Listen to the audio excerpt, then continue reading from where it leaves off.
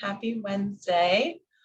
Thanks for being here. We appreciate everybody who comes to these live webinars because we make the most out of these. No networking, but I have some amazing events that I'm going to tell you in person that we're going to get to network. So welcome. My name is Alexa, Operations Manager here at the BPM RIA office. We have a great webinar today with attorney Ed Shahadi, and we're going to talk about bankruptcy, why and when. So guys, I'm so excited to tell you these upcoming events. Next week, we have how to run a successful wholesale business webinar, free webinar, back-to-back with RIA Facts free webinar. Don't miss it. This is our monthly meeting. We're doing it with Maria Giordano. Start looking her up now. Look at her information. She is incredible. She's going to be coming to speak to us. And then she is so gracious enough to actually host a half-day live workshop on Saturday, the following, right after the webinar. This is going to be amazing, guys. I'm going to get this posted today so that you can register and get your tickets for these. This is on Zoom. These are both on Zoom. They're going to be absolutely incredible. I just met Maria in person last week at the National RIA Conference in Milwaukee. I learned so much and I got to meet her in person. She's an incredible person. She is so smart. She is really, really honed in on her craft. So you're definitely going to want to attend both of these for our monthly meeting this month of July. Then I really want to highlight this one, guys. This is our next free in-person event. Learn how to wholesale and find deals for big profits. As you know, our mentors just recently broke our record for the biggest wholesale deal ever done at BPM RIA. So if you didn't hear about it, you hear it now. They got $179,000 profit on a wholesale deal, broke our record. I'm still in shock. And I was telling everybody at the National RIA Conference last week who was asking what we're up to down in South Florida. And I didn't hesitate to tell them that because that is absolutely incredible. And I'm just so proud of the people that we have in our network. So come meet us in person Saturday, July 23rd. It is free. This says 11 a.m. Sorry.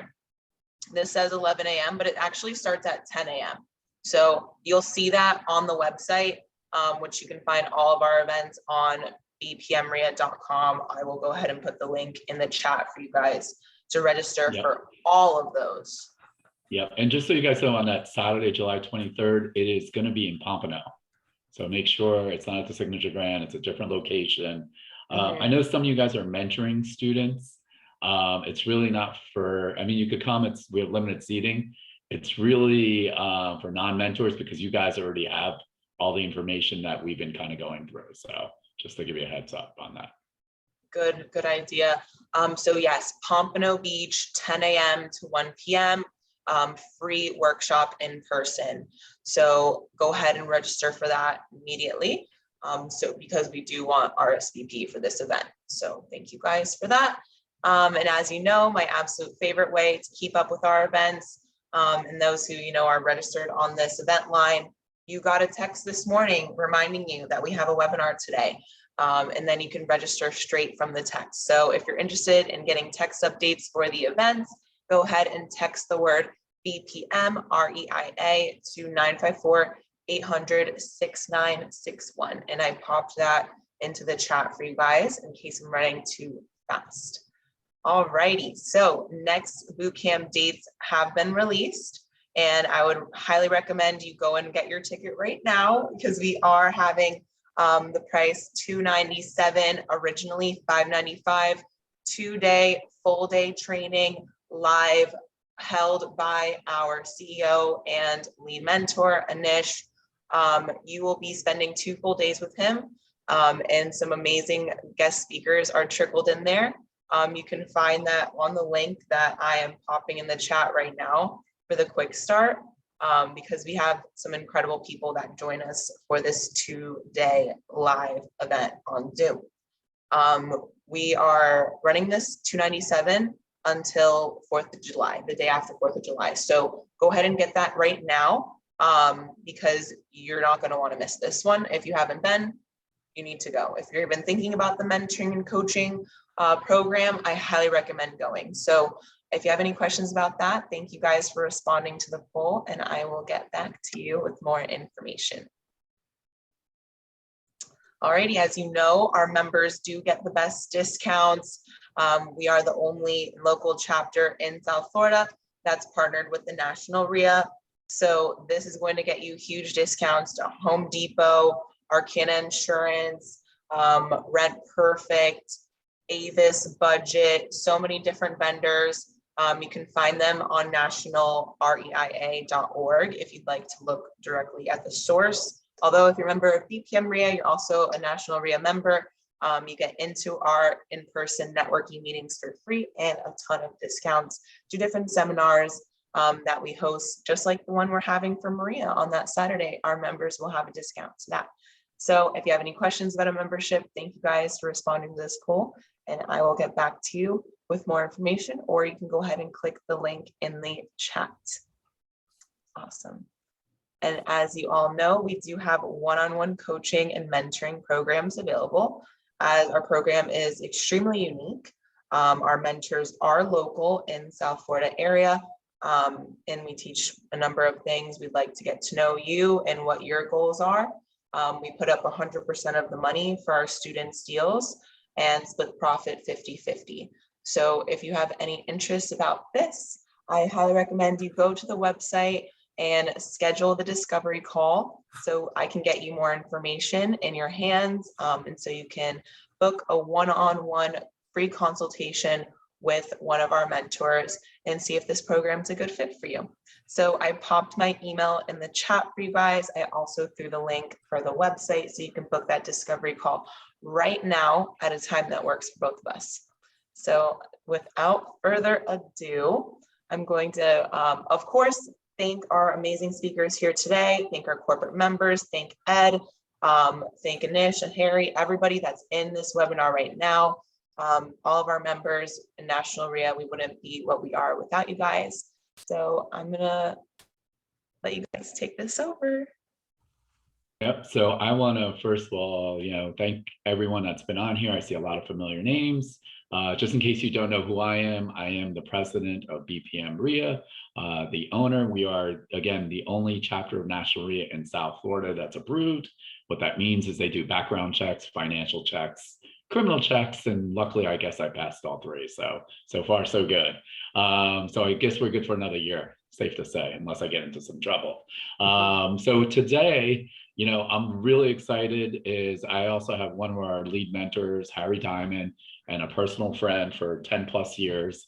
And that is correct. It's Harry and Victoria that had the 179K wholesale deal that just recently closed. And we're even talking about, we might have another one that might break that, but that's another webinar, another story. And one of the cool things is we get a ton of questions about bankruptcy, and of course, at, BPM RIA, Harry's not an attorney, I'm not an attorney. So we will never give you legal advice, but thank God Ed is an attorney. And somehow we convinced him to waive his per hour and spend an hour and a half with us answering some questions. So just some house rules, guys. You got questions, just put them in the Q&A. It's going to be easier for us as we're going. If they're super specific and you have a case going on, we may not get it, and we'll put Ed's information throughout the webinar. Also, if you do call him, just out of respect, for him and BPM RIA, make sure, you don't take up too much of his time unless you're really working on something. But, today is about education. And I know, you're not going to learn everything about bankruptcy in 90 minutes, but you're going to learn the most important things, especially on the real estate investing side, on how to get some of these deals, or if you have homeowners thinking about bankruptcy or clients. And, the cool thing is, since Harry's very good friends with Ed, and they've been doing it, working together for, I don't know how many years. So Harry's going to be, grilling Ed only 3, 4, 7, all the above. So I'm going to give the floor to Ed first, just to, give a little bit of background information on Ed, and he there's no better way than Ed telling you himself. So. Okay, good morning, everyone. My name's Ed Shahady. I'm an attorney. I've been licensed almost 30 years. My area, done a lot of foreclosure work in South Florida, really since 2007 when the whole collapse started. And so I've done quite a few work for the banks. For about 4 years, I represented banks in their foreclosures. 2011, I went out on my own and started doing foreclosure defense. And then I also started doing bankruptcy work at that time. A lot of my clients, as an exit strategy, we worked on short sales, loan modifications, and then a lot of bankruptcy situations came up. So I started focusing on that as well. I also have quite a bit of experience. First 15 years as an attorney, I focused on transactional work, real estate closings. So I've got quite a bit of experience with the transactional side as well. So most of the issues that anybody in this area, real estate investment, faces, I've probably dealt with them, or if I haven't, I can figure out what to do in any case. So yeah, that's my background. I also have a lot of experience with business transactions and business litigation. So that's really my background. But as far as bankruptcy goes, I do a lot of that now. I'm actively a bankruptcy attorney, do a lot of that in South Florida now. And it's probably about 40% of my practice right now. Okay, so that's. And Ed, I just wanted to add one thing. Without a doubt, and I asked him before we went on, he definitely has the coolest background. And those are actually real books and yes. Okay, so I was like, man, I thought, I was like, he's he's in Washington, D.C. at the Library of Congress or something coming from. So I thought it was pretty cool. It's just a side note. Yeah. Gotcha.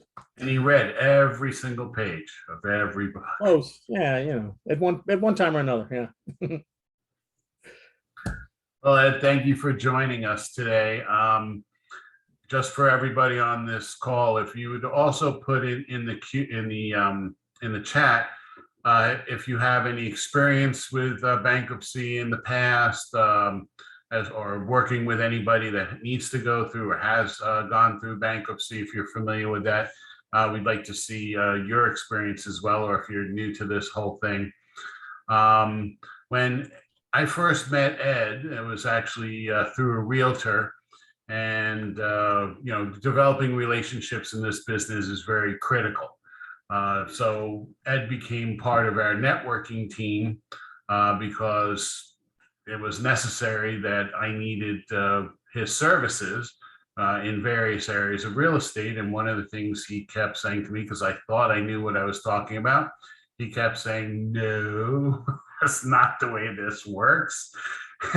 And when he stopped laughing hysterically, he told me really what has to be done. So wanted to ask, to clear up some of that confusion for everybody else, because in the past few years, we've seen a lot of changes in the court systems. And about 3-4 years ago, we saw a lot of cases in the courts where homeowners were, and maybe their attorneys were, filing suggestions of bankruptcy with no intention of actually doing a bankruptcy, which I found out years later that that's not exactly the right thing to do, and the judges are not happy with the attorneys about that.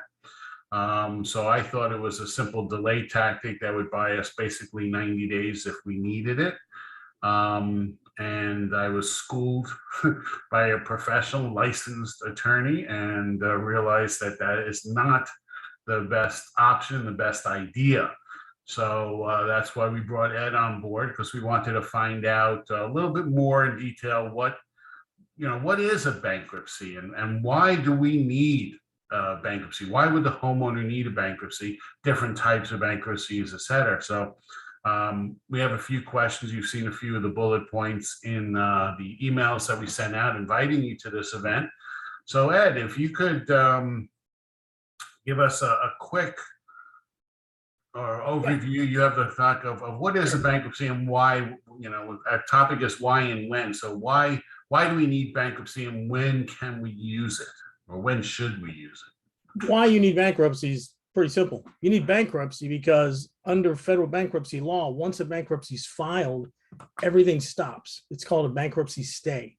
So why you need it, I think in any of the cases you all would be involved in, it's so that everything will freeze and you'll have more time to do whatever it is you want to do. And that's the big advantage. That's one of the big advantages with bankruptcy. I mean, there's also discharge of debts and everything else, but in terms of what may be, something that the members here might be interested in, it's going to be typically the bankruptcy stay. And the stay means basically once the bankruptcy is filed, once you file a bankruptcy petition in federal court, once that's filed, then everything freezes. All creditors, it's a snapshot. Right at that moment, it all stops. Any foreclosures, any sales.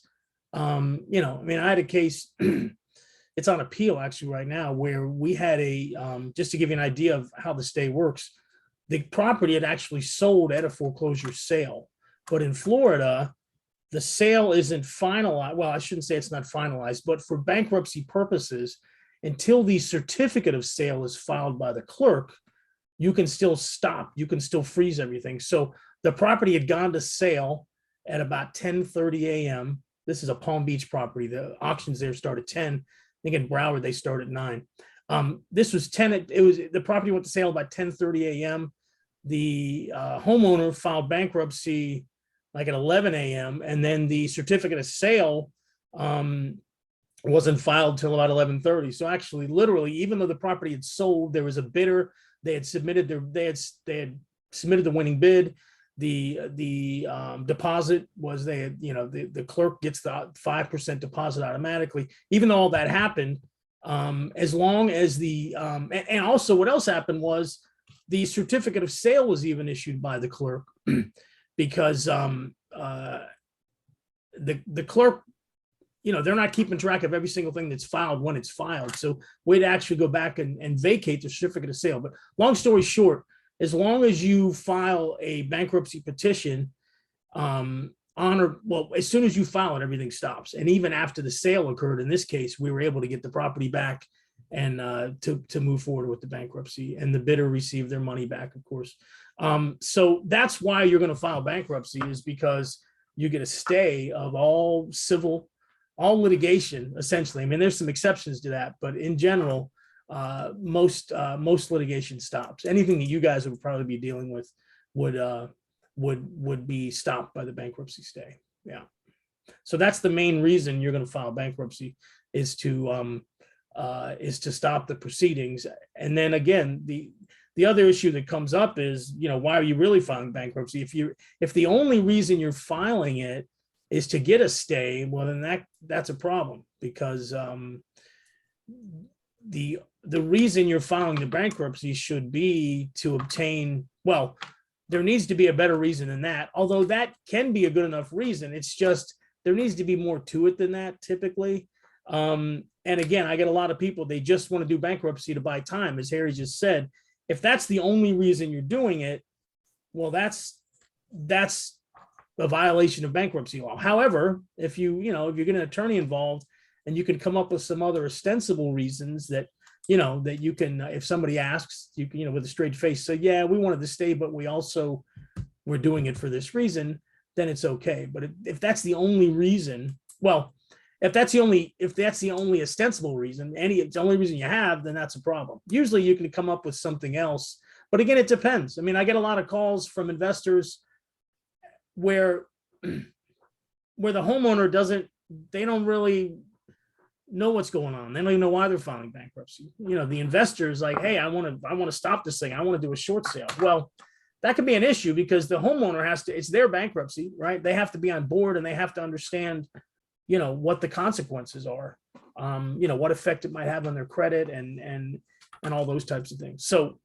it's more than just, the goal of the investor. It's also what the homeowner wants to do and what their strategy, what's in their best interest. I should put it that way. Yeah. Okay. Is that okay? And the stay is because it is bankruptcy is a federal court, and the foreclosure is in the county court, and federal overrides or supersedes county court. Well, yeah, it does. I mean, federal, in most cases, as a general rule, federal law supersedes state law in most cases. There's exceptions there too, but yes, when it comes to, I mean, that's one way to put it. Yeah, yeah, what it comes down to is this: in this area of law, the it is federal law, it's federal bankruptcy law, and once the petition's filed, then it's a violation of federal law for a state, for a creditor or a state court or anybody to proceed with any type of litigation, anything. So yeah, so it would be a violation of federal law for a county court or a circuit court judge to, move forward with a sale with the understanding and knowledge that a sale, that a bankruptcy was filed. It happens sometimes, but again, it's because they don't know. And then what you have to do is you have to go back, file a motion to set aside or vacate the sale. So it happens, but it's nothing that's done intentionally. I mean, I'm not aware of any situation where a judge has decided they want to do it despite the filing of the bankruptcy law. So yes, the federal law preempts or supersedes the state law in that area. Yeah. Okay, great. Thank you. Now I know there's Chapter 7 and Chapter 13 bankruptcies. I think most of us might be familiar with that. I know there's also like a 12 and an 11, but some of those may be corporate. But for the general public, am I correct in saying that Chapter 17 and Chapter 13 is the most popular ones for persons, single persons or families? Yeah, well, actually, yes. It's Chapter 7 and Chapter 13 are the two that deal with individual debtors. The Chapter 7, but well, put it this, first of all, both of the filings will give you a stay. If you file 7 or 13, you will be entitled to a stay. But a Chapter 7, that's the straight liquidation. That's where you basically say, here's everything I have, take what you want, and I'm done. I'm out of here. So Chapter 7 is a straight liquidation. If you have assets, especially that you want to hang on to, like a home, then a Chapter 13 would be the route you would take. A Chapter 13 is considered, it's a reorganization. It's not a liquidation. It's not like you're walking away and saying, I'm done. Because essentially, here's what it comes down to. Basically, in a Chapter 7, you're basically saying, okay, I have this much in debt and this much in assets. And so here's my assets, take them. I don't care. I'm walking away. I have $10,000 worth of assets and I owe $1 million. Here's my $10,000. My creditors can split it however the court deems fit, but I'm done. And so in a Chapter 7, so what would happen is you would get a discharge of your $1 million in debts, and your $10,000 would be divided amongst your creditors. It would be prorated, divided amongst them evenly or maybe unevenly, depending on their status. Some creditors have a higher status than others. For instance, tax liens may have a higher status. Certain expenses of the bankruptcy court would get paid first. So that's a Chapter 7 where you just say, here it is, I'm done, I'm walking away. A Chapter 13 is a reorganization where you're saying, okay, here are my debts. I just need some time to get things figured out. And so here's what I intend to do. Here's how I'm going to repay my creditors. Now, a common source of confusion, I guess, with people is, in a Chapter 13, you still get rid of your debts. You just get rid of them in a different way. And what it's based on, you get a discharge of your debts, but it's based on your income and your disposable income and your assets.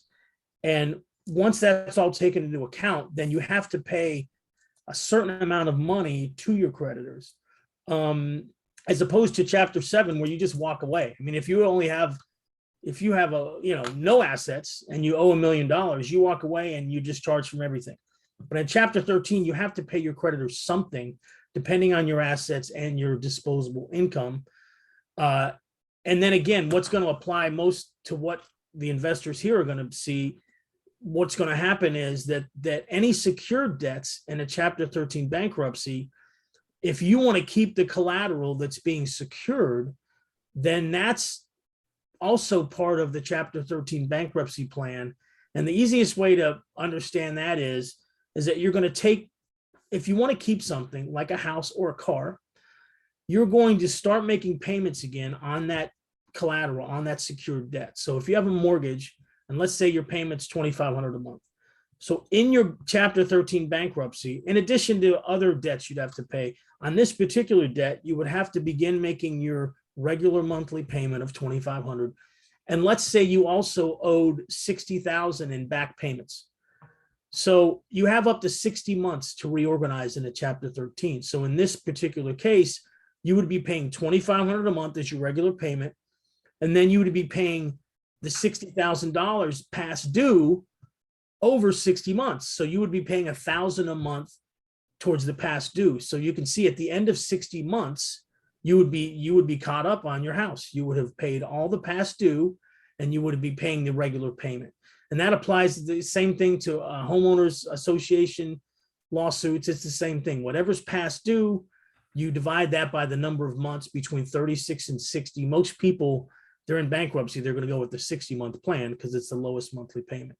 So when somebody comes to me, an investor, and says, we want to do bankruptcy, well, what we're looking at, you want to save the house, we're looking at, okay, well, one thing, the person's going to have to, they're going to have to submit a plan to the bankruptcy court and start making payments within 30 days of filing that are equal to the regular house payment plus 1/60th of the past due.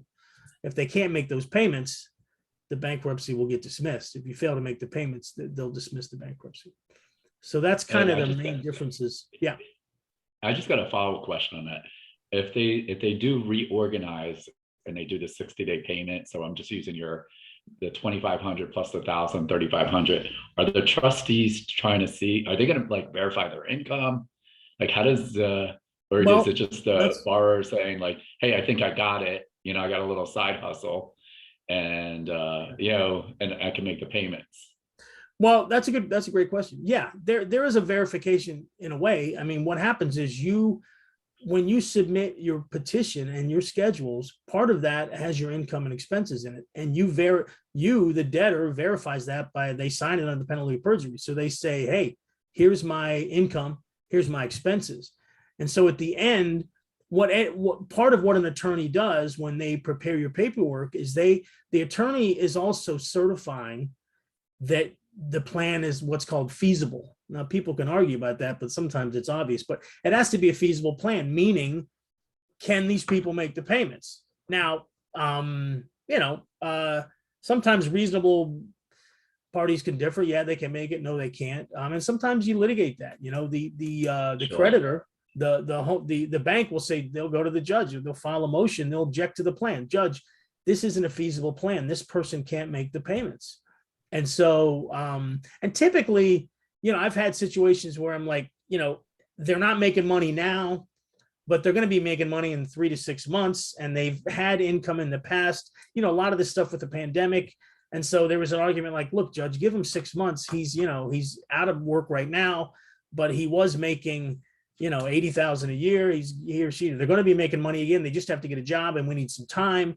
And in the meantime, family members, parents are going to help out, whatever. So sometimes feasibility can be litigated, but that's really what it comes down to. The other thing in terms of verification is you also provide the bankruptcy court with your bank statements. You provide them with the 6 months previous to the bankruptcy filing and longer. They can ask for up to 2 years, but 6 months is the minimum required. So there's a verification level there too, because the trustee, now what the trustee is an attorney appointed by the bankruptcy court to represent the creditors. Okay, so the trustee will review the bank statements and confirm, okay, you're telling us you're making $60,000 a year, but where's that money at? Well, I get paid in cash. Okay, whatever. I mean, typically they're looking for, a W-2 wage, some proof of income that's coming into the account. And also, they might say they don't make that much per year so that they can, reduce, because that can help your bankruptcy strategy if you don't make a lot of money. It's one of those times when, not making a lot of money actually helps you. But somebody may under-report their income, and then their bank statements, tell a different story. So there's that level of, so there's, first of all, there's a petition signed under penalty of perjury. So that's a verification by the debtor themselves. And then there's also the bank statements that are submitted and reviewed by the trustee, the bankruptcy trustee, to make sure that it matches up. So that's the two levels of verification on the income. So from what I just heard, that it's possible that a homeowner won't get Chapter 13 bankruptcy, and instead of that, they would have to then do a Chapter 7 bankruptcy? Well, that's Thrown out, or?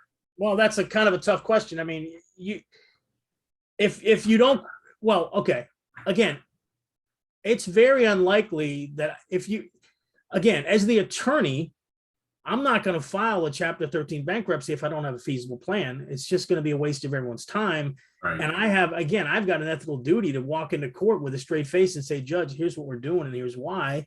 And if I can't do that, then then I'm in trouble. So I have to, and again, it's common sense. This is not complicated stuff.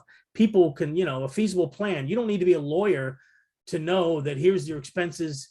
It's just common sense again. So the plan has to be feasible for me to even submit it. I mean, someone in bankruptcy, they don't know what they're doing. They're coming to me asking for help. And if they don't make enough money, I don't even file it. I'm like, look, you're not working right now. You can't do this Chapter 13. Again, there's exceptions where they might be having family helping them, or, they might be hoping to get a job at some point. So there's exceptions, but in general, and again, it's just every case is different. But very rarely, maybe 1%, maybe, I don't know, less than 5% of the time. It doesn't happen very often that I don't have a feasible plan, because I'm not going to go into court unless it's feasible. So what would happen is somebody comes to me and says, I need help. What can I do? And then I go through their income and expenses.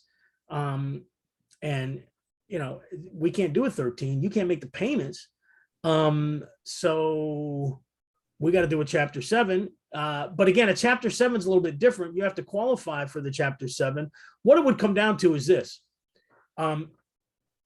Again, it's not that complicated, but there's some issues with what you qualify for. So if you file a Chapter 13 and you don't have a feasible plan, you wouldn't necessarily transfer to a Chapter 7. You may just modify your plan. In other words, look, I can help you, but you can't keep the house. You're not making enough money. You don't have a feasible plan, and you haven't been making any money in the last 2 years. It's just not going to work for you. You need to give up the house. You can keep it for a while, for a few months, but you're going to have to surrender the home. And then we do a short sale or whatever. And so, so oftentimes the Chapter 13, you don't necessarily move it to a 7. You just modify the plan so that it is a feasible plan based on their income.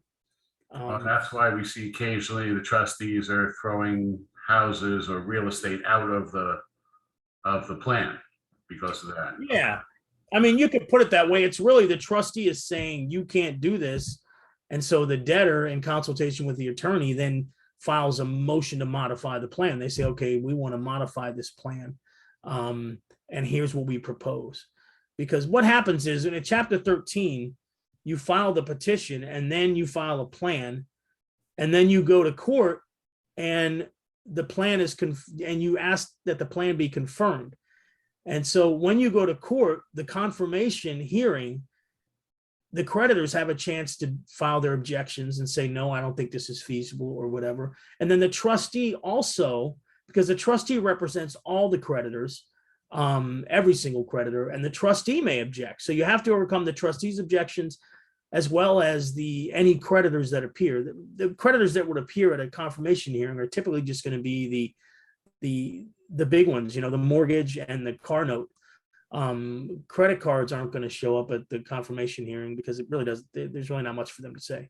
And the trustee, again, typically the trustee is not going to object with regard to the payments to the credit card companies. It's the mortgage company and the homeowner association too is a big one, and the car note. So yeah, I mean, you may get an objection from the trustee, but that's the confirmation hearing. You go in and get the plan confirmed, and you have to make everyone happy, essentially. And again, it's not, I mean, as an attorney that does this type of work, you pretty much know going in what people are, what it's going to take. You already know going in, this isn't a guess, right? I mean, you've been doing it a while.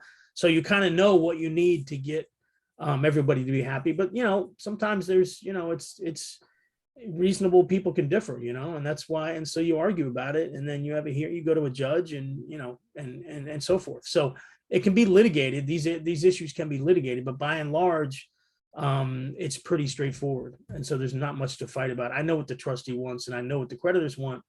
And if I can give them that, I will. If I can't, then I can't. So go for So it. you mentioned something about credit cards, and in the past, I heard that a term called preferential treatment to creditors, where the person filing the bankruptcy is not allowed to pay any debt. It would have to go through the bankruptcy itself. But can you elaborate the relationship between that and them actually having credit cards? I thought all credit cards were frozen and they're not allowed to spend money. Sure. Yeah. No, what that is, I mean, well, you're touching on a couple issues, but preferential. Figured. Yeah. In other words, you can't prefer one credit over another. Okay. And what people do, which makes sense, they owe a bunch of credit cards, but they owe their Uncle Olaf $10,000 too. Well, they pay Uncle Olaf $10,000. Well, you can't, because that makes sense. Hey, I want to pay you off before I go. Well, you can't do that. You can't prefer one creditor to another. So any payment to one creditor over another is subject to being recalled. It can be so if it's a preferential transfer, and the cutoffs typically 2 years. So whatever you do within 2 years prior to bankruptcy, and especially if it's an insider, which is a relative or a business partner. There's some other definitions too, but it's common sense. Anybody that you would want to help out, that you want to pay. So so there's a 2-year look back. It can go back as far as 4 years. There's some exceptions, but for the purposes of these investors here and everything, really you're going to look at 2 years. And so now when it comes to credit cards, what happens is people don't know. They don't really know what's going on. They're going to do bankruptcy. They're not sure, but they want to keep using their credit cards. So they're continuing to pay the credit cards. And sometimes I've had people, even though we tell them not to, they continue to pay the credit cards after the bankruptcy is even filed. And so that money the credit card companies have to give that money back, because that's a preferential payment as well. If it's not much money, again, that's something the trustee would, request. If it's not much money, sometimes they don't care. But long story short, if you're going to be filing bankruptcy, somebody calls me and says they're thinking about it, I tell them, well, look, first thing you do, quit paying everybody. Because if you're going to do bankruptcy, then you need to treat every creditor the same. And again, people usually are going to just pay on one credit card because they still want to use it. But again, and also just, the vast majority of cases, it's so little money, it really doesn't even matter. You're talking $100 to, Capital One, and nobody really, it's not even that big of a deal. Technically, it's a preferential payment, but nobody's going to, waste a lot of time dealing with that. So the other issue you have as well is purchases within 90 days of bankruptcy. That's another thing. If anything you purchase within 90 days of bankruptcy, that's suspect as well. If you go out and charge $10,000 for, a bunch of photography equipment. I had that one time where a guy went and got a bunch of photography equipment right before he filed bankruptcy. Well, that you can't do that. You got to give back that equipment, and or no, actually, in this case, you don't give back the equipment, because what you have to do is you have to make arrangements to pay back that creditor the $10,000, because it's considered within 90 days of bankruptcy. If you charge, that's considered a fraudulent transfer, a fraudulent charge. Actually, that's not the exact name, but whatever it is, the point is it can be reversed if it's within 90 days. But again, keep in mind, it just depends on how much it is. It's usually, like I told you, $10,000, that's worth hiring an attorney and fighting it. But if it's $100 here, $100 there, it just doesn't even matter, because whatever goes on, you have to hire an attorney and pay that attorney to deal with that transaction. So unless it's a big sum of money, it really doesn't matter. But long story short, if someone's thinking about doing bankruptcy, I tell them just quit making your payments. And then that way everyone's treated the same and you don't have to worry about it. Okay. Now, in chapter 13, you mentioned there's a 60-month plan, a 5-year plan. How long does it take for chapter 7 to be complete? Chapter 7, yeah, chapter 7's 4 to 6 months to get the discharge. And again, because of chapter 7, you're basically saying, here's what I got, I'm walking away. And then you have one meeting with the creditors. It's called a meeting of the creditors. It's really a meeting with the trustee is what it is. And in chapter 13 and chapter 7, about 45 days after you file, you have a meeting with the trustee. And at that meeting, your creditors have a chance to ask you questions about your filing, and the trustee does too. So once that's done, that 45 days, then within about 60 to 90 days after that meeting, there's a discharge entered in your case. And I bring up the meeting because things can come up in the meeting that can be an issue. And then if that's the case, well, your bankruptcy, you may not get a discharge for a couple of years. If there's an issue that comes up and it's litigated, if there's an issue as to, again, preferential transfers, I've had a lot of cases like that where, and again, when I say a lot of cases, what I mean is I go through this with the debtors before we file, but sometimes they don't tell me everything or they just don't remember. And then it comes up that there was a transfer. In fact, I've got a guy right now, he paid about 18 months before we filed, which is a pretty long time. He paid 2 of his children. I think the limit's 10,000 or 15. For tax purposes, I don't know how much you can pay your kids, and it's not a taxable event, but gift something. But he paid all. We basically gave his children gifts of I think 10,000 each. I don't know. The case is just the guy. It's just coming up. I'm just dealing with it now, but he didn't even think about it, and that's an issue. I mean, we're going to have to deal with getting that money back from those children, or there's some other defenses we may have, so the client has to, you sit down with them and you go through it, and typically there's not going to be an issue. I mean, if I've done my job and you've given me correct information and haven't withheld anything either intentionally or negligently, then it should be a smooth sailing situation. So the vast majority of chapter 7s are done in 4 to 6 months. You get a discharge. Okay, and you kept mentioning the word discharge, and I know there's a big confusion over 2 words that sound very similar. One is discharged, the other is dismissed. Yeah. Discharged, from what I understand, is they did everything right and they performed what they were supposed to do, and dismissed means that they didn't.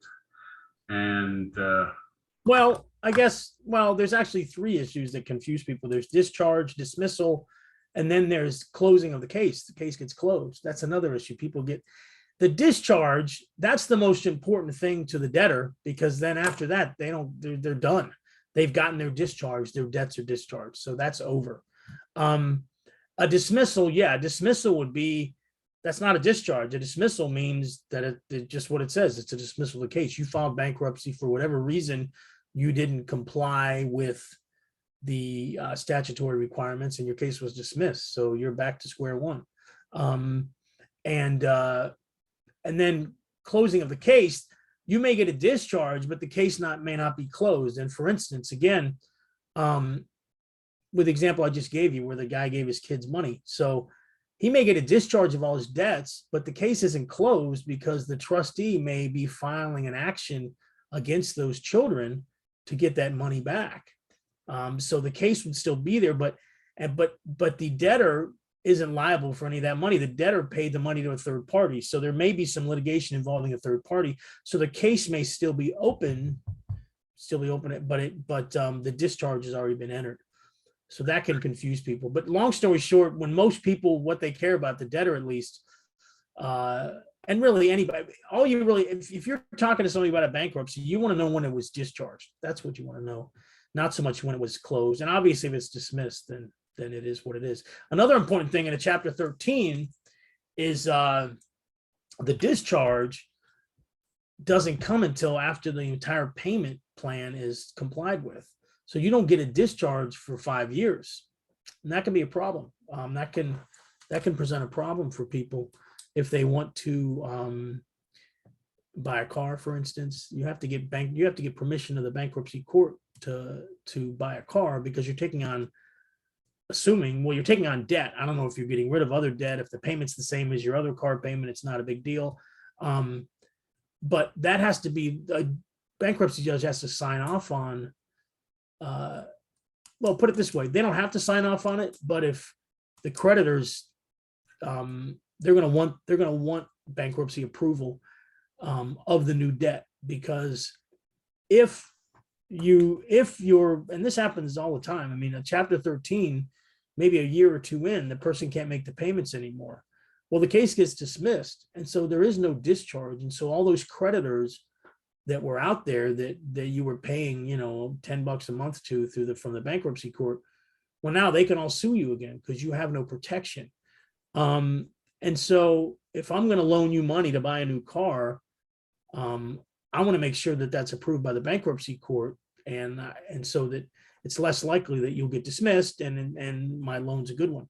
So, long story short, if you want to, until you finish paying off the bankruptcy plan, you don't get a discharge into Chapter 13. So that's an important concept to think about as well.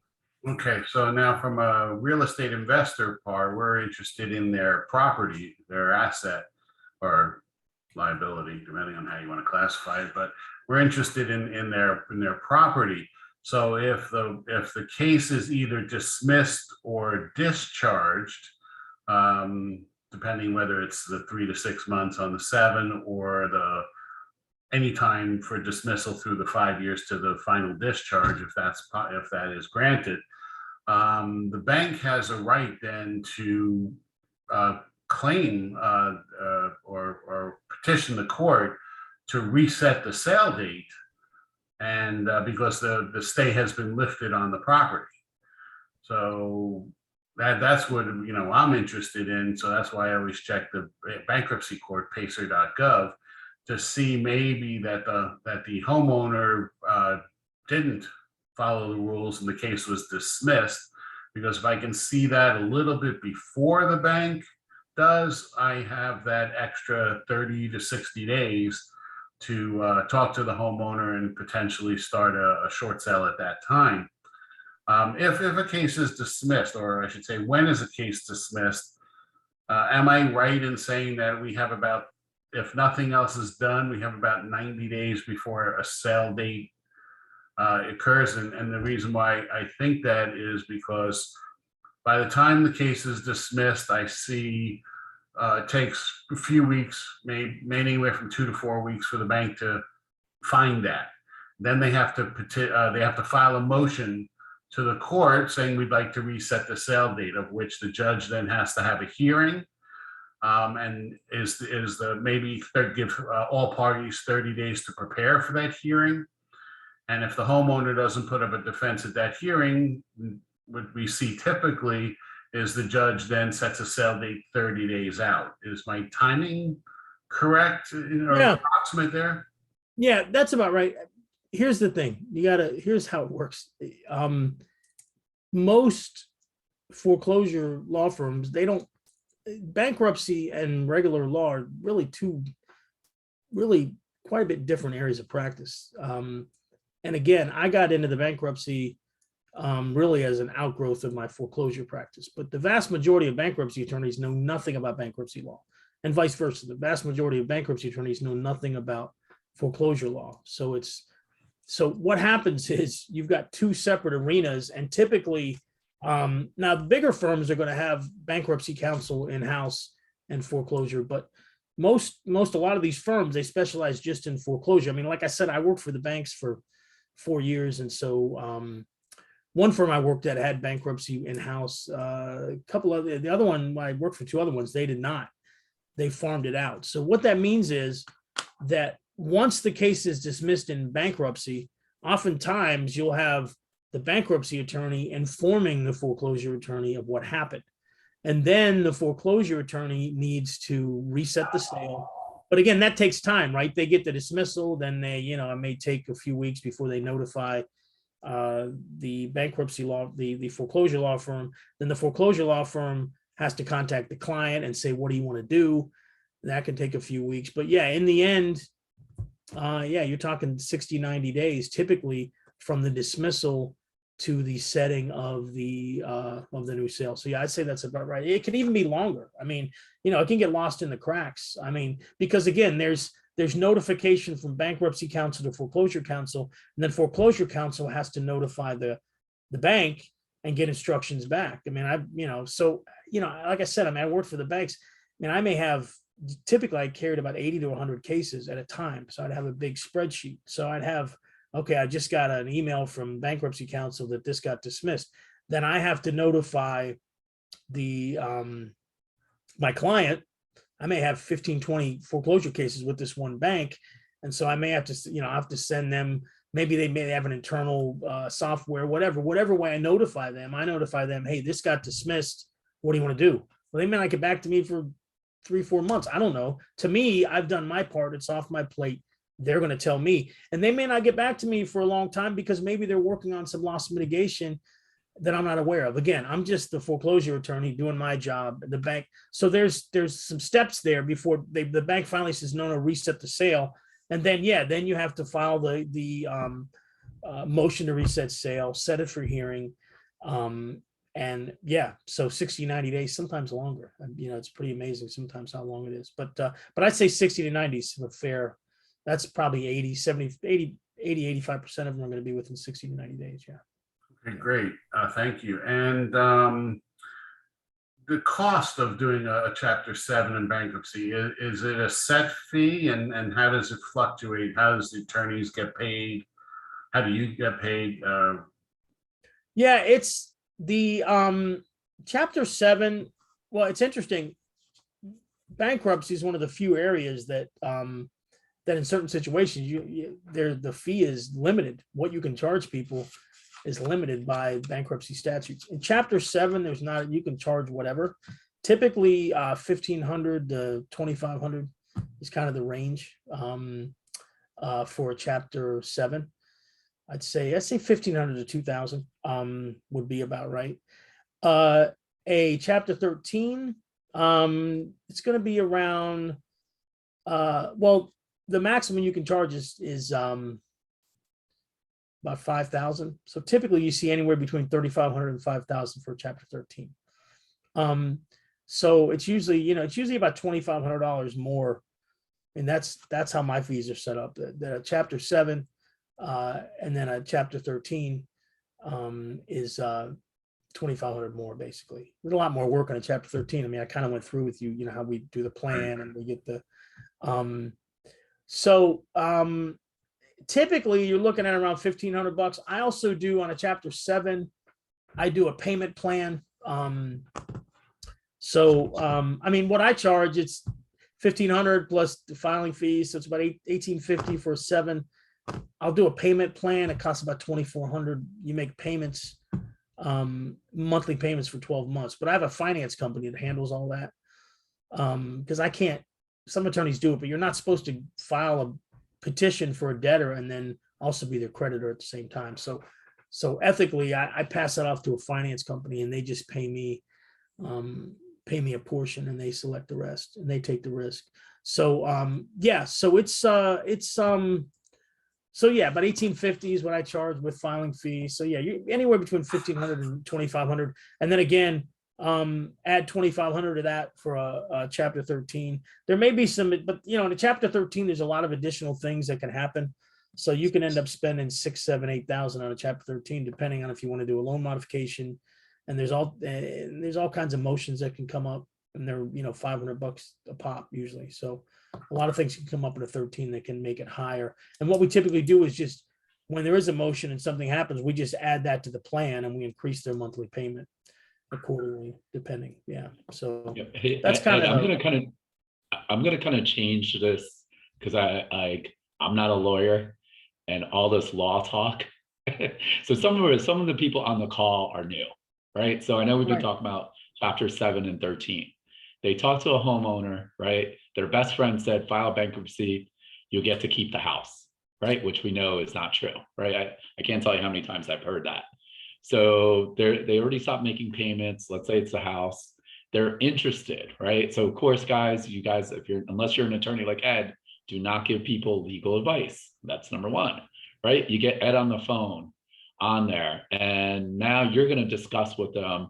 Let's say if the homeowner has no equity in the house, probably chapter 13 to reorganize if they're upside down, right, is probably not the thing for them because they're upside down on payments or equity, I should say. And, maybe it's the chapter 7, and now they have a sale date 30 days out, right? So today I'm thinking about this. I want to stop the sale, right? And you talked about, obviously, let's say you pick the right bankruptcy for them and, they're okay with the payments. How fast, right, or slow, right, does that work from like the day they call you versus that you could actually put a petition in? And I know there's probably some factors of how fast they get you information. Like, what's the fastest, if let's say Joe, the homeowner, is a go-getter and has all his information together and they have a sale date to stop the sale date, how fast or slow, can they do it the day before? Can they do it 5 days before? Yeah, And I know we can do it. I can do it. Yeah, the day before. I mean, all I need is a social security card and a driver's license. We do what's called an emergency petition. there you go. So that can be done. It's just, I like to do it because then what happens is we have 2 weeks to get all we need. And once they've stopped the sale, they don't want to really get you what you need. And so you end up, the case ends up getting dismissed. And the problem with that is that, again, and they've been cracking down on this. As an attorney, I have a duty to make sure that something's not filed just for delay only. That's a classic Correct. delay case where I filed the day before and I say, get me the stuff. They don't give me the stuff. And so I'm really, we both conspired to, to delay violation of bankruptcy. That's my point. Like I like, for you new investors, that's not the solution. I've talked to, Harry's thought, we've talked to other attorneys in general. Again, that's just 100% delay tactic. And it's a short-term answer. And exactly what Ed's saying is like, and I heard the same thing, judges don't like it, right? Like, it's supposed to be valid. And as an attorney, he is supposed to be helping with the court. And, I know it's part of the integrity and the oath that you guys on the bankruptcy side. So don't wait till the last minute. You're going to hear homeowners talk about that, right? Oh, I'm just going to wait until this because they had an attorney tell them. So you want to, if the sale date's out 30 days, 45 days, and in bankruptcy is an option, or maybe an option, you want to get them to an attorney quick to see and do it the right way instead of playing catch up down the road, because I think sometimes, they're going to frown on that too. So I think that's one of the things that I think that's really important to know. I'm going to kind of run through some questions too. Actually, I wanted to go over two quick things right before we get to questions. That's where I was going to start with. One is in the chapter 13, can we still do a short sale of the property while the homeowner's in chapter 13? Sure, you can do anything. I just want to touch on one other thing too. And before I forget, with waiting for the day before, we can strategically file the bankruptcy the day before. That's not a problem. But if you get in touch 30, 45 days out and I have all the stuff I need, that's no problem. So oftentimes we'll wait if you're trying to get as much time as possible. There's nothing wrong. I mean, there's nothing wrong with taking advantage of the bankruptcy stay. That's fine. And if your main goal is to delay, which it typically is, that's fine too. Everyone knows that. You just can't, walk in and you have to cross your T's and dot your I's. You have to say, here's my strategy, judge. Didn't work out, but we got the stay. Great. But you got to be able to look at a judge with a straight face and say, here's what I was thinking. And all you can say is we just wanted to delay. That's not enough. So if you get an early call in, that's the important thing. Get all the paperwork together, get it filed. If it ends up getting dismissed or whatever, it's not because I didn't do my job, and it's not because you didn't get me the documents. It's another reason. There are ways that the case can get dismissed, and it's perfectly ethical and perfectly legal, and it all works out. So the important thing is getting early with the consultation. 100%. Yeah. Yeah. Thank you for the clarity. Yeah. Yeah. Then the filing of that is strategic as far as when. I could wait till there's nothing wrong. Absolutely. There's case law on that. There's absolutely nothing wrong with waiting till the day. I mean, the banks hate it, but hey, as long as I cross my T's and dot my I's, I can do it whenever I want. Yeah. Okay, and the last question I have before our true question and answer period is obviously when there's a lot of new investors, and apparently I thought I was seasoned until I started talking to you. I realized I was also very new, so I presume that most everyone on this call is new. That instead of wasting their time and your time explaining the basics of bankruptcy, do you recommend that they Google some of this information up front so that can be detailed, and they would have general basic ideas so they would understand better what you're talking to them about? And how does No, that I'll tell That's you, worse. here's the most important thing. Well, I'd say the problem just with Google, my wife's a nurse and she gets a lot of, it's just funny. A lot of people say, well, Google, you to the doctor, they say, well, Google said, and this one doctor looked at like a relative and said, okay, well, why don't you hire Dr. Google to handle this case, right? I mean, it's the same thing. It's like, look, no, I don't really, here's my take on investors. Here's the most important thing that most investors don't do before they call me. They don't think it through and talk to the client about all the investors looking at, I just want to stop the sale. Okay, fine. But there's more to it than that. What about the client? What about their best interests? Okay. Is a bankruptcy going to work for them? How's it going to affect their credit? What's their end game? I mean, if you're going to do a short sale, are they going to get some money? There's got to be something that makes sense to the client to stop the sale. What's their benefit and what's the detriment? So, okay, they're getting money, whatever they're getting, I don't know. Then because here's what it usually comes down to. An investor calls me, then I talk to the homeowner. Typically the homeowner wants to save their home. Well, that's completely inconsistent with what the investor wants, which is to, sell the home and get paid. Now I've got some clients like Harry, for instance, he sends me people that he's worked with. He can't make it work. He's happy to let them save their home. That's the way it should, that's a good way to handle it. So you should make sure, well, you should keep in mind that most homeowners want to save their home. You're helping them, you're doing a short sale, whatever, but deep down, or not even deep down, they'll tell you to your face, I really want to save my house. If that's really what they want to do, then that's the path that the bankruptcy attorney has to take. And that path is typically going to be inconsistent with the investor. That's not always the case. I've had people say, no, I don't care about the house. Whatever. I've been working with Harry, fine. He's going to take care of me, whatever. All I want to do is whatever I need to do. And here's the other thing. You can tell me as your attorney that you just want to delay. That's fine. That's between you and I. That's privileged.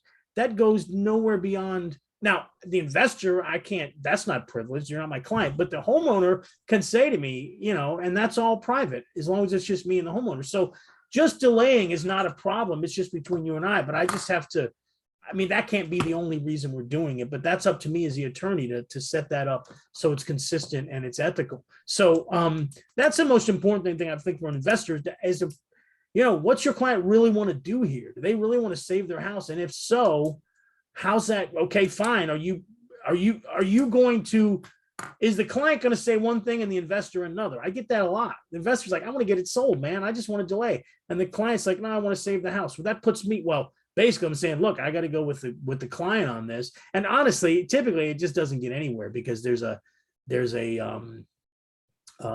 tell you why it doesn't get anywhere, because typically the investor's paying. Well, the investor doesn't want to pay for the client to file bankruptcy when the client really wants to save the house. It doesn't work.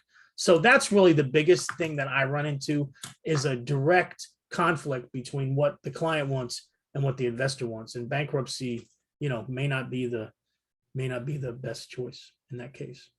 Excellent. I'll turn it over to you, Anish. I know we're running out of time. Ed, I'm gonna kind of do it because we got a bunch of questions. It's gonna be kind of more of a rapid fire Go kind ahead. of stuff. So because if they do have specific questions, it's going to be too long.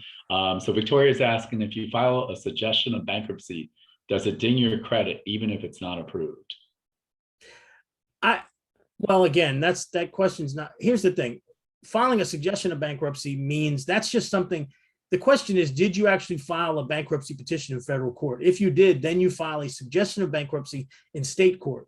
So, and then saying it didn't get approved isn't really quite right either. It's whether or not it's dismissed. I think what the question is if you file, then it gets dismissed, does it affect your credit? It can, it oftentimes does. In the majority of cases, it does. I'd say 80% of the time I found, again, credit's a little weird. I mean, they're private companies and they don't know, but typically it does. Yeah. I mean, if you're going to file bankruptcy, you need to be ready to have that show up on your, and the terrible thing is you have a bankruptcy show up and then you don't have a discharge. That's even worse. That's really bad for your credit. Yeah. Absolutely. And Antonio is asking, if someone has filed for bankruptcy, but has excluded the house, can they put it back in the bankruptcy to stop a foreclosure auction sale? So I'm going to assume that they didn't, they were keeping the house or making the payments, and now, you can try. I mean, it's typically no. I mean, once you submit a plan, that's your plan. If you're going to modify it, you can, but it's typically no, because you make a decision in the beginning that you're going to handle that on your own outside. And once you throw it in, it changes everything. It can be done, but it's tough. So yeah, it's possible. But typically, once you have a plan submitted, I mean, you can always modify a plan later, but to modify it to actually put your homestead, your main residence in there, you already had a chance to do that when so there's got to be some exigent circumstances. It can be done, but it's tough to do. Yep. Can a homeowner file bankruptcy on their own, or do they have to use an attorney? That's a good question. And I'm glad it came up because, I mean, here's the thing. If a homeowner files on their own, that doesn't affect anybody, just the homeowner, right? So because again, when you have an attorney involved, there's ethical issues, there's a whole thing I have to deal with. If the homeowner just goes down and files on their own, well, and they don't do what they're supposed to do, that happens and the case gets dismissed. Well, now you have your delay that you wanted and you don't have any ethical issues because it's the homeowner, but that has to be the homeowner, so yeah, if the investor, well, anyways, if the homeowner goes down and does it on their own, then all the stuff I'm talking about doesn't really apply. So yes, they can do it. And if all you wanted to do is delay the case and nothing else, that, might be the best idea. Again, every case is different. But that way it takes it out of the attorney's hands. And the homeowner would have to pay those filing fees, which is again, how much approximately? About 300 between about 300 to 350. I think 315 and 335 are the two fees. So yeah. Thank you. Have you ever seen a mortgage discharge in Chapter 13?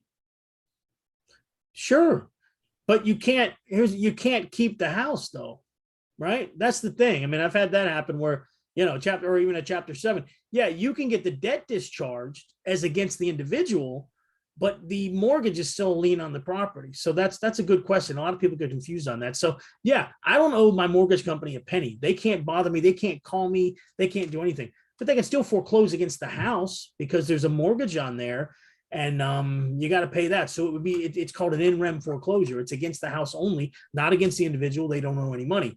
But yeah, so you still lose the house. So yeah, you can get a mortgage discharge. Well, you can get a debt associated with the mortgage discharge. The mortgage itself is still a lien, and it can still be foreclosed on against the house. Can the loan be modified after Chapter 13 discharge? Yeah, I mean, yeah, you know what? Yes, it would be called a reaffirmation. You would reaffirm the debt, and then you would modify the debt. So yeah, you could sign a reaffirmation. Even though you got rid of your debt, you're now willingly taking it back on. Well, yeah, but you want to say you decided. Let's say the value went up or something. I mean, let's say there was a discharge, and then a year went by, and the bank didn't get around to foreclosing for whatever reason, or maybe the foreclosure is pending, and now the property's worth more, and you decide you want to reaffirm the debt. Yeah, as long as the bank, yeah, that could happen. Yeah. That could definitely happen. Yeah. In the case of a mortgage, can the homeowner obtain a reduced monthly payment as part of the restructuring? So I guess it's that Chapter 13. So they're instead of paying the 25. Well, what you're referring to there is, they can get a modification within the bankruptcy itself. You can actually move, even if so, you can do it that way. But unless there's a modification within the bankruptcy, the payment is just going to be the regular payment plus what's past due divided by the number of months. It's that simple. There's nothing There's nothing more to it. So, and the modification within the bankruptcy, that's just like a regular modification, but there is one difference. And that is, there's two differences. One is that all the documents in support of the modification are placed in a portal within the bankruptcy court system. So there's none of this, we didn't get this, we didn't get that, because it's right there, which is a big thing if anyone deals with modifications. We didn't get the bank statement, send them again. So this way you get rid of that. It's all in its central place. The other thing that's good is you have one meeting, you have a modification meeting with the bank. So, and that's great because the homeowner gets a chance to actually speak to the bank representative at it's called a mediation, but they get to speak to them. And the bank rep gets to say, hey, here's why we can't do it. It's actually, even if it gets denied, it really helps the homeowners because they finally get to talk to somebody. So in bankruptcy, you can do a modification, even if it's been denied before, you can try to do it again in the bankruptcy, and it goes a lot smoother because the documents are accounted for, and then you actually get to meet with. And there have been times when I've been like, we've been on the edge, it's not going to get approved, and we have this meeting modification and we've gotten it done just because we were able to clear up some issues with the bank. And they're like, well, okay, like say they're renting a room or something and there's some confusion about what, hey, okay, now I understand. Well, maybe we're where we need to be for modification. Get me this and we'll see what we can do. So sometimes it makes a difference. Yeah. Yep.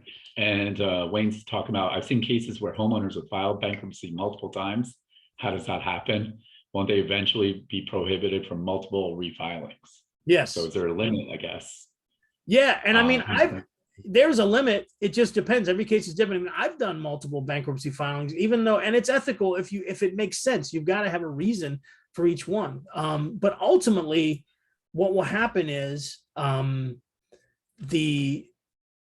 bank or any creditor can move to lift the stay for repeated filings that are for no other reason than to obstruct or delay the process. They would say, look, this person's filed this many, so yeah, I mean, ultimately it just depends. Some people see it, I mean, and they're like, wow, I can't believe this happened so many times. And it is kind of crazy, but as long as you have a good reason each time and you can convince the court otherwise. And also the other thing is, somebody has to object to it. I mean, you can file over and over. If somebody, meaning a creditor, has to say, this is not good. We got to stop this. Until somebody objects, you can keep going over and over. Yeah. And that happens sometimes. Again, you deal with the homeowner themselves doing it without an attorney, then, unless somebody jumps up and stops them, then it's just going to keep happening. So I've seen that too. Now I've seen cases where both the husband and wife declare bankruptcy, and others where the wife declared it once and then 6 months later the husband declared it, and then she was clear and then she does it again, and they buy years like that going back. Well, what happens is, again, typically when that's happening, there's also maybe some loan modification stuff going on, or there's something going on the other end, and so the mortgage company isn't even really paying. So, but ultimately they get tired of it, and then they file a motion to lift the stay for repeated filings that are in violation, that they're nothing more than to delay and obstruct the process. So finally, but if that happens over and over, it's because the bank isn't doing it for whatever reason, they're not stopping it. I mean, the court won't on its own motion stop that. Somebody has to stop it, a third party, one of the creditors. So yeah, I've seen it too, where they file over and over and nothing happens. But usually, again, there's a reason, because the bank's working with them in another way, and so they're willing to overlook it, at least for a while. Yeah. So I'm going to follow with Harry's question on that too. So to be clear, is husband and wife own property together, so they both don't have to file bankruptcy. It couldn't be just one if it's just, that's a good strategy. Yeah. I mean, that's always a good strategy. You don't want to, if you're dealing with the house and you've got two owners, you just want one to fight. It only takes one to stop the sale. So and there's nothing wrong with that strategy either. I mean, again, you just have to be able to, there's certainly nothing wrong with the husband and then the wife doing it. I mean, that's a good way to buy extra time. If that's what they want to do, again, if they're going to do it on their own, who cares? If they're going to do it, with an attorney, it's just, you've got to be able to justify it. And typically you can. It just depends. Every case is different, but yeah. Now, a strange side question in addition to that is, now I presume that had to do with who was actually on the promissory note. But what if there's a party? No, it doesn't. It doesn't. No, just an owner. It doesn't matter who's on the promissory note. So if the parents are deceased and the son becomes an heir, then can they declare bankruptcy to stop the process? If Yes. if they become untitled, or they Yes. have to be untitled to do that? Well, I guess, yeah. The thing about that is it's a little bit different. The debt itself, yes, an owner can file bankruptcy even if the debt's not theirs. But the repayment plan, when it's not where it's a husband and wife, you get to reorganize the debt. Depending in most cases. But where it's a third party, say probate, where it's an heir, again, you have to have title. I mean, there has to be a probate and it has to be placed in their name. They can do a bankruptcy, but they have to pay the whole debt off in 5 years. They don't get to reorganize. They reorganize, but it has to be the whole debt. So if somebody was 1/60th of the total. yeah, so there's a $300,000 mortgage. You're talking, $5,000 a month, give or take. Yeah. So typically that just doesn't work. I've had it work a couple times where there was a lower debt, but typically, yeah, the whole thing has to be taken care of in 5 years. Most people. If there's equity in it, then equity would Well, be. yeah, you would just sell it. Yeah, yeah. But again, yeah, and you could file a bankruptcy. But again, a third party. Now, look, I mean, somebody's inherited this property. They're going to do a bankruptcy so they can sell it and get some money. Well, they better be getting a lot of money because that's going to affect their credit now. That's a bankruptcy on this person's credit. They don't even have a debt associated with this property. So they can do it, but they're going to now have a bankruptcy on their credit, even though this isn't even a debt of theirs. But it can be done. I've seen Better it. choices. Yeah. Better choices. Okay. Yeah. And so, what about, I guess Lucian's also asking, are there any requirements to homeowners, such as attending credit counseling as part of filing bankruptcy? Yeah, everyone has to do that. I just give people a website. They go there and I don't know, it takes an hour, maybe something. Yeah, you just have to take this online class.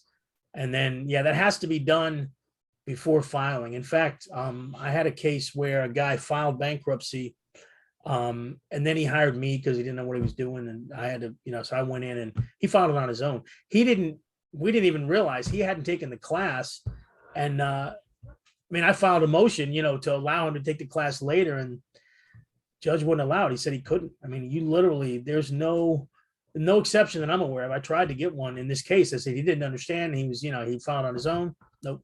We had to dismiss. We had to voluntarily dismiss and refile again just to take the class. So yeah, you absolutely have to take the class. Again, it really doesn't affect me much. I just, my office sends them the link. They go on.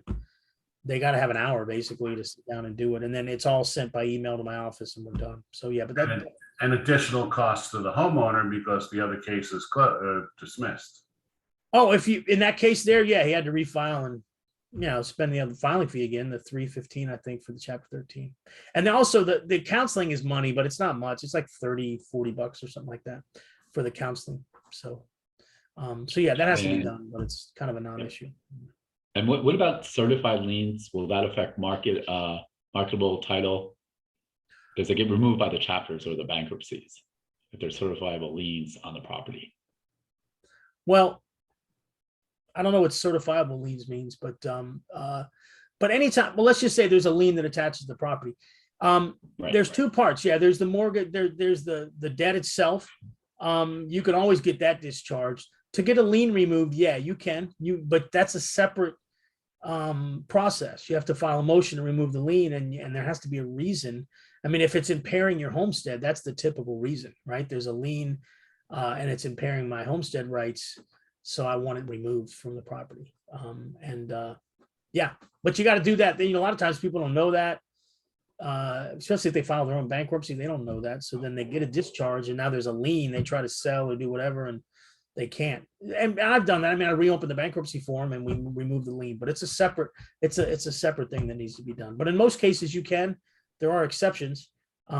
Again, obviously you're not going to be able to, well, again, you're talking about a lien, but a mortgage, you can't remove that from property that was the basis. If it was a purchase money mortgage, obviously you can't remove that. Yeah. Yeah. I mean, guys, I know some of the questions are like super specific. So what I'm also getting to saying with that is like, look, there's a lot of things that are possible. What we're trying to do is talk about the norm.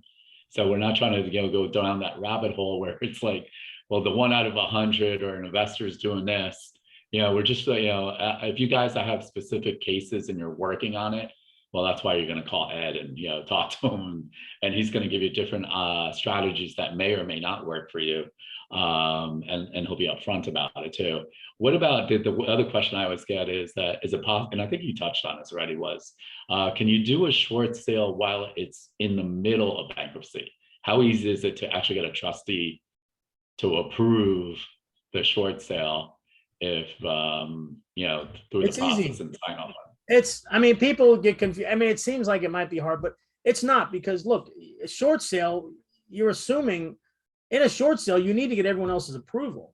And remember, Right. the creditor is going to approve it. So if the bank approves it, then who cares? As long as I don't know what the transaction would be. If it's a short sale, the bank approves it. The court doesn't really care. This debt is gone. The bank's okay with it.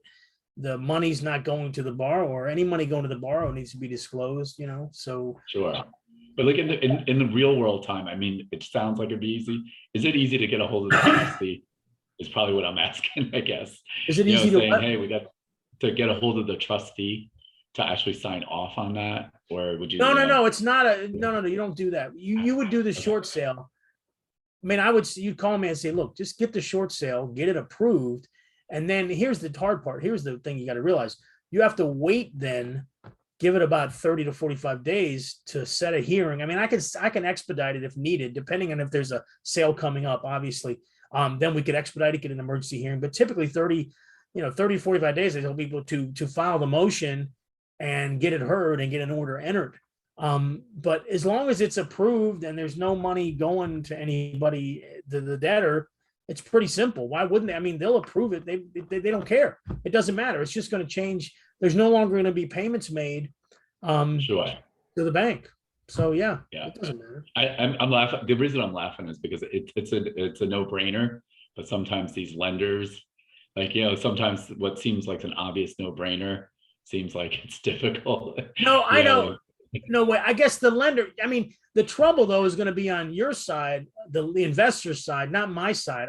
My side is just filing a motion, and there'll be a hearing and the bank's attorney will show up. They have to, and the judge will approve it and the trustee will approve it. And, so it's really just a formality on my end, but getting to that, there's a whole host of problems on the investor side, which, that's not something I would deal with because I'm just dealing with the trustee and the bank's foreclosure counsel. And the only question we have is, okay, you have a debt. It's currently being addressed in the plan. We want to modify the plan to remove the debt. And the reason why is that the creditor has approved this transaction. It doesn't even matter really, as long as they've approved it. There's no one left. The trustee doesn't care. The creditor's the only one that would object. They're the ones approving it. The judge is like, yeah, whatever. So it's really just a formality on mine. It just takes time. Yeah. And that's usually the challenge with the short sale process on the approval and extension. So right, yeah. it's- and we can expedite it. We can expedite it and there's stuff we can do. It's just, it can be done if it has to. Yeah. It's speed it up. Yeah, absolutely. Wow, we just went through like a gazillion questions at once there too. So we put Ed on the hot seat there, and of course he passed with flying colors on that end of it too. So it's a no-brainer on that portion too. So Harry, you got any more questions? I know we could always call Ed too, but anything that? No, everything is great. I think this was fantastic. We see a lot of positive responses. And want to thank Ed again for his time. This certainly was an eye-opener for me, and I've been doing this a long time, but Ed's opened my eyes on a lot of things. That's why I invited him in here, because he's been invaluable to help my business as well.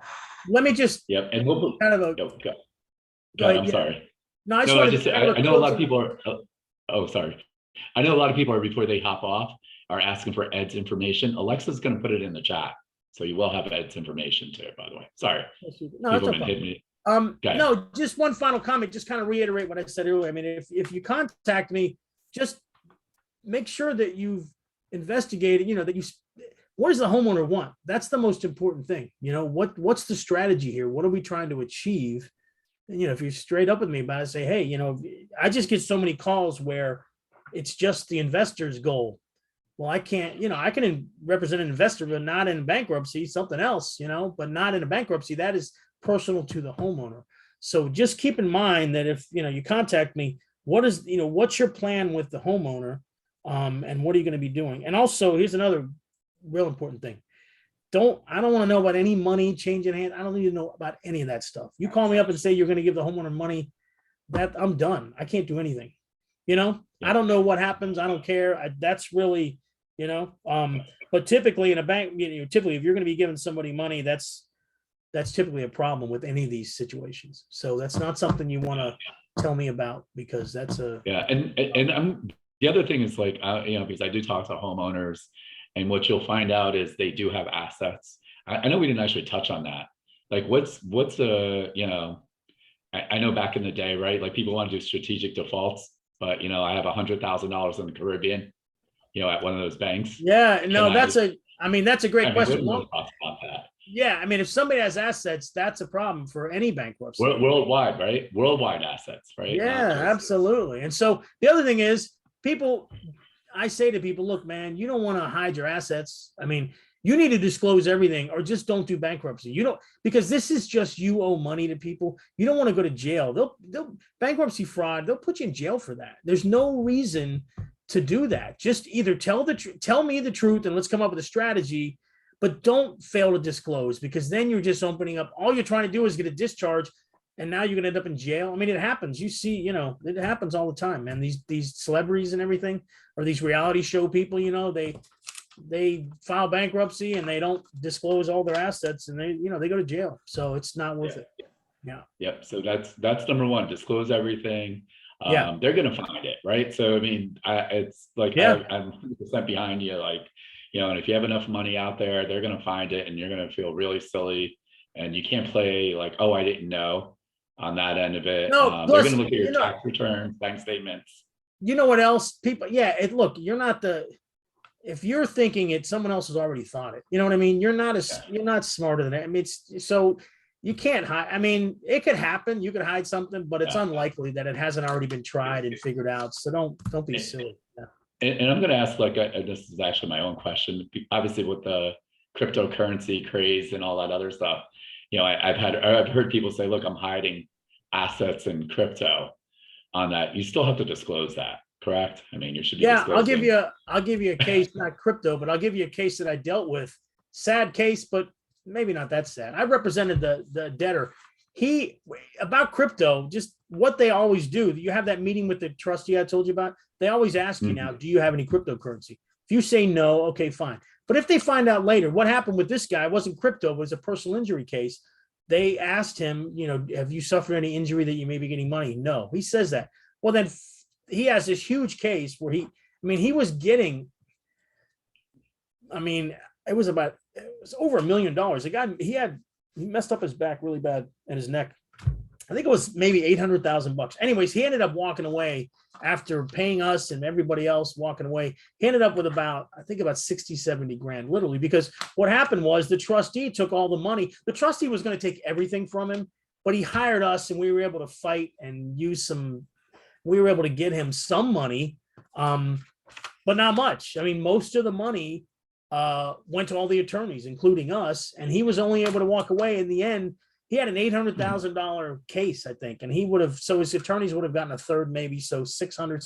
He got 1/10 of that because he lied, and he should have gotten nothing. It was just, we were able to come up with some creative ways to, it's a little complicated to explain now, but long story short, he failed to disclose something at the trustees meeting. And then 5 years later, he's trying to get this money, and they found out about it, and they took all that money from him, man. They took it all. He got very little. And so if you don't disclose it now, you may think you're getting away with it, but then, you know, that you get that cryptocurrency, they find out about it, and then they'll take it all from you, at least to the extent of, you know, of your debts at the time you file. So, yeah. And the other thing that we didn't touch on, I know we could probably do maybe one day we'll do a half-a-day workshop with you or something, but about the benefits for a homeowner, about deficiency judgments. I know we didn't really talk about that. Like, you know, what are some of the benefits for a homeowner to actually file bankruptcy? I know on our side why we're doing it, or, you know, on that, what, you know, maybe one or two things, obviously. Well, I depending on mean, which bank. again, that's kind of a big issue, but I mean, the deficiency judgment, I mean, that's the reason you want to do a short sale, right? You want to avoid the deficiency judgment.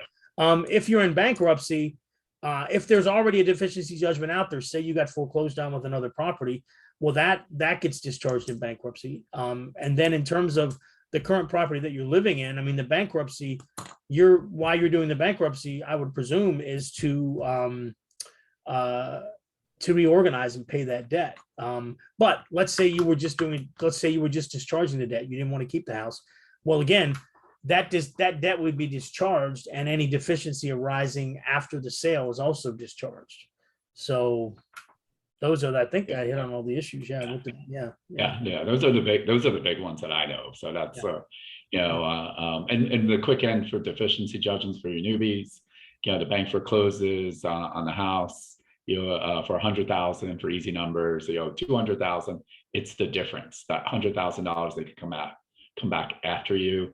So a lot of people will use bankruptcy to get rid of that in general. But if it's only the house, it's easier to just do a short sale. So we're getting waiver deficiency. So like, that's probably, you know, so you want to know the differences when the homeowner tells you that's the only reason on that portion too. So I think I'm pretty much done with it. Grilling, you know, Ed on a hot seat all the way through. Alexa, do you have any last minute announcements for? Oh, thank you so much, Ed. We really, really appreciate it. You killed it today. Absolutely killed it. We hope to have you as a corporate member soon to meet our members in person, maybe do some networking with us. We'll talk about that later. But I'm going to send everybody a follow-up email today with Ed's website so you can start checking him out. And hopefully we get to know him like a lot better sooner than later. Yep. So we will see you all next week. Yeah, Anish? Yep. And yeah, I just want to also on that link that she sends out, remember all our webinars, it's a lot of information. It'll be on our YouTube channel within the next 48 hours. We are asking, you know, my team always kills me on this, but if you don't mind giving us a 5-star Google review for today's event, you know, talk about how awesome Ed is, you know, what else we could do at BPM. Again, this came up from one of the members. Actually, Harry said, hey, you know what? Why don't we talk about bankruptcy? Let's get Ed on here because we have so many people asking questions. So any new topics, that would be great for us. You know, we are committed for your education.